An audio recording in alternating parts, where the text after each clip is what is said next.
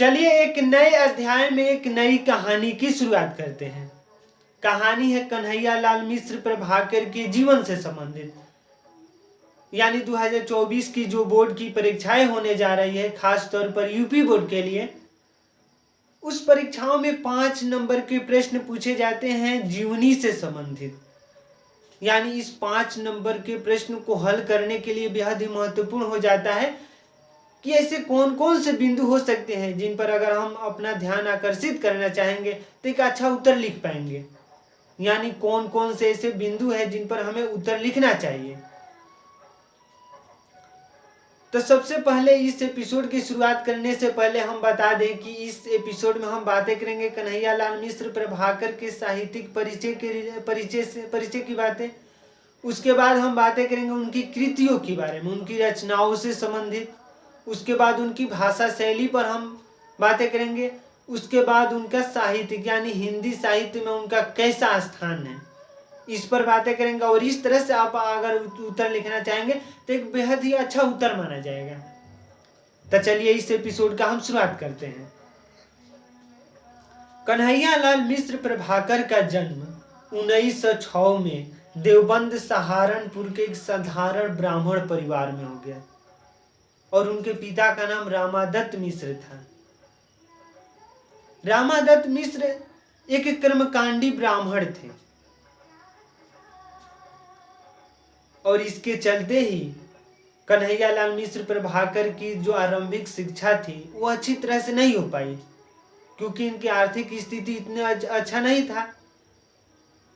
तो इस तरह से कन्हैयालाल मिश्र प्रभाकर की जो आरंभिक शिक्षा थी अपने गांव के पास ही यानी खुर्जा की संस्कृत पाठशाला से उनकी आरंभिक शिक्षा की शुरुआत हुई। यानी खुर्जा की संस्कृत पाठशाला से उन्होंने अपनी आरंभिक शिक्षा की शुरुआत किया कन्हैयालाल मिश्र प्रभाकर ने। और उसी दौरान राष्ट्रीय नेता आसफ अली की व्याख्यान सुनकर इतने प्रभावित हो गए कि वो अपनी परीक्षाओं को बीच में ही छोड़कर राष्ट्रीय आंदोलन में कूद पड़े। यानी कन्हैयालाल मिश्र प्रभाकर ने अपनी परीक्षाओं को पूर्ण नहीं किया, जबकि वो बीच परीक्षा में ही राष्ट्रीय आंदोलन में भाग लेने के लिए उत्सुक हो गए और उन्होंने अपना जीवन समाज को समर्पित कर दिया। इसके बाद जैसे ही समय बीतता गया और भारत स्वतंत्र हो गया, जब भारत स्वतंत्र हो गया तो उन्होंने स्वयं को पत्रकारिता में लगा दिया। यानी शेष जो जीवन बचा था वो पत्रकारिता में लगा दिया और इसी दौरान उन्होंने लेखन का कार्य भी प्रारंभ कर दिया और अनेक नए लेखकों को भी प्रोत्साहित किया और उन्हें प्रेरित किया कि लेखन करने के लिए। इस तरह से उनके जीवन का जो अंत हो जाता है 9 मई 1995 को। यानी कन्हैयालाल मिश्र प्रभाकर की मृत्यु हो जाती है 9 मई 1995 को। जब उनके हम कृतियों की बातें करते हैं, उनकी रचनाओं की जब बातें करते हैं, तो कन्हैयालाल मिश्र प्रभाकर ने कुल 9 ग्रंथों की रचना किया है। यानी उन्होंने 9 ग्रंथों की रचना किया है और उनमें से सबसे महत्वपूर्ण है जैसे उनका जो लेखन है, जैसे लघु कथा, रेखा चित्र, यानी लघु कथा के माध्यम से अनेक कथाओं का लेखन किया है। जैसे रेखा चित्र के माध्यम से अनेकों लेखन किए हैं। उसके बाद है उनका ललित निबंध, संस्मरण। जैसे हम मान लीजिए बात करते हैं रेखा चित्र, यानी रेखा चित्र के अंतर्गत में उन्होंने लिखा है नई पीढ़ी के विचार, जिंदगी मुस्कुराई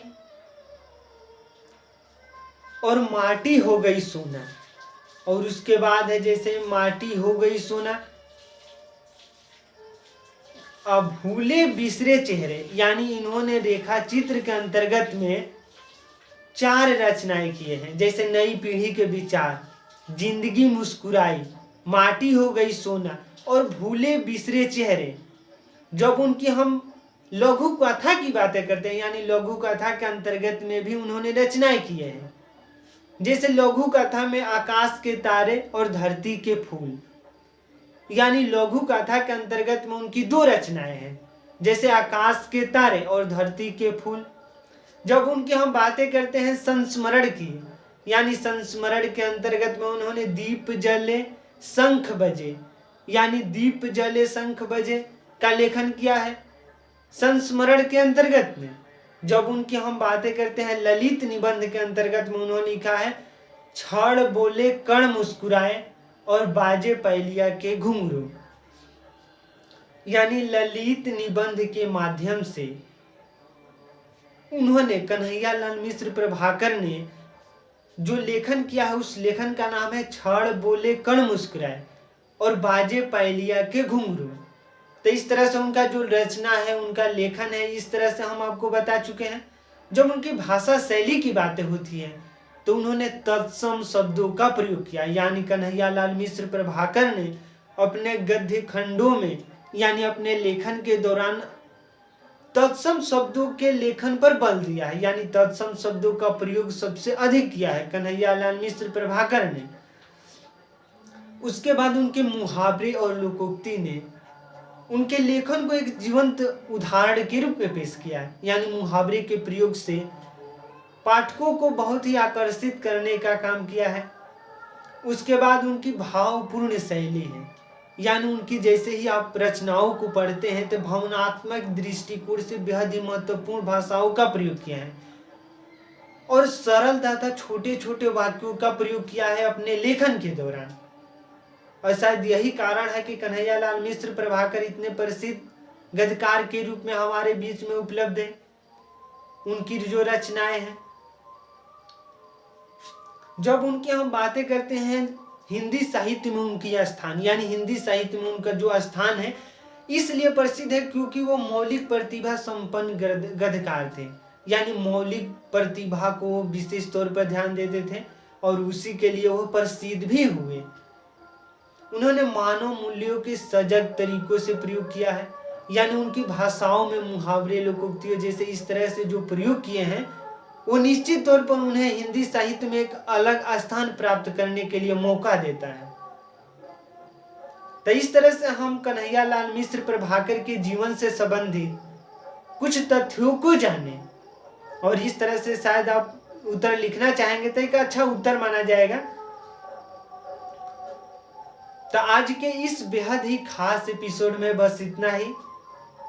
अगर वीडियो अच्छा लग रहा है कुछ सीख पा रहे हैं इस वीडियो के माध्यम से तो हमारे चैनल को कर दीजिए सब्सक्राइब ताकि हमारे द्वारा अपलोड किया गया हर वीडियो आपके पास सबसे पहले पहुंच जाए और हम तथा हमारी टीम भी ये उत्साहित महसूस करें कि यूट्यूब की इस दुनिया में कुछ अच्छा कार्य कर रहे हैं। तो हमें दीजिए इजाजत। धन्यवाद। Thank you.